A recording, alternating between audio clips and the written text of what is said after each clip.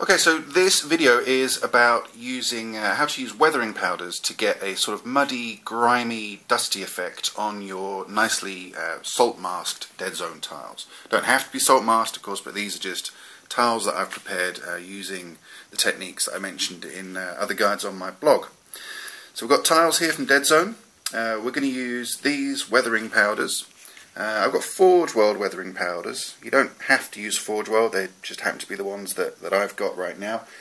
So I've got grey ash, dark earth, light earth and dark sand, and I've just put some little piles of them in a little bit of plastic acetate.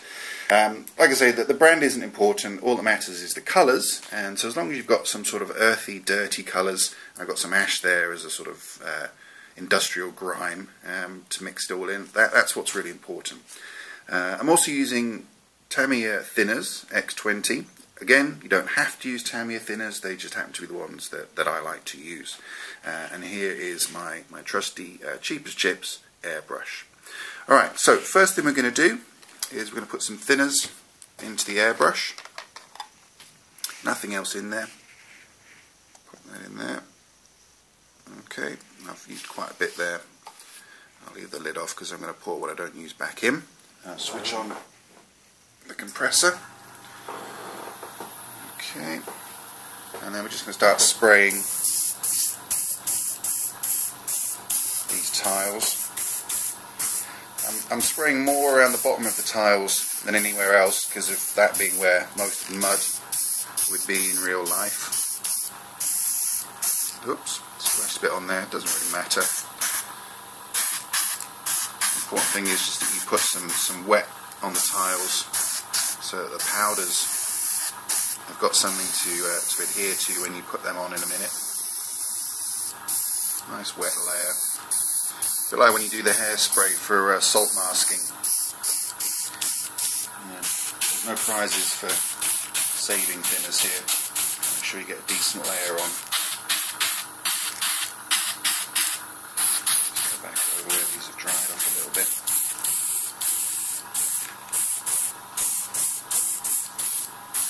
Okay. And what I've got left in the brush, I'll pour back into the jar. I don't need it yet. Okay. And I've got this old brush.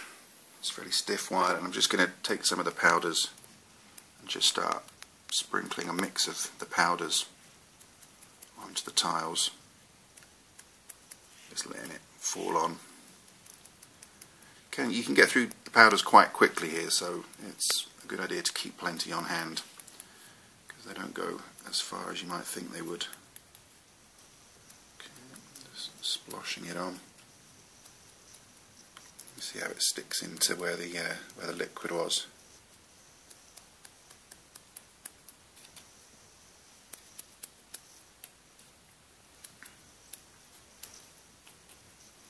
Dark powders as well. A word of warning on weathering powders. Weathering powders are basically really high concentrations of pigment. So they're the colours that you get, in your paints that make the paints the colours they are, but really concentrated. And the problem with that is that they will stain pretty much anything they touch. Okay, so your clothes or your carpet or your furniture, and they can be a little bit tricky to pick up and clean up. So that's why I've put a little plastic tablecloth over the table here. It's the one we use for when the kids want to do arts and crafts and things, because when you try and wipe up any weathering powders you've spilled, they will smear. So whatever you do, don't use a wet cloth on anything valuable. Really be careful using these powders. I mean, they're not toxic or anything, but they will ruin your furniture and your clothes. Take them from somebody who's made that mistake before. Alright, so plenty of powders. Making sure we get a nice splosh, nice mix.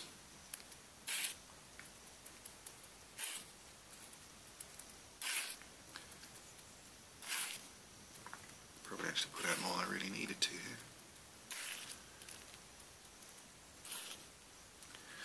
Yeah, so when I finish doing this, I'll pick up the tablecloth whole and then just pour anything that's on it straight into the bin, rather than trying to wipe it up. It will just turn into mud on your tablecloth.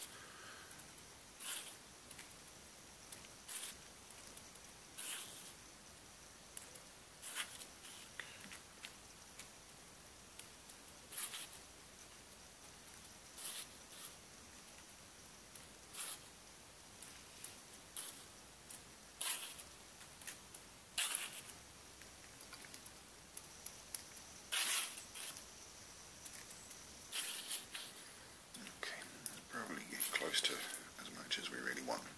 There's probably actually a bit more than we want on some of these tiles, but that's alright. I just said they've been in a really dirty area. Alright. Okay, so that's all that. Apply, that's as much as we need to put on. So we'll just give that a couple of minutes to dry, and then we'll come back and do the next stage.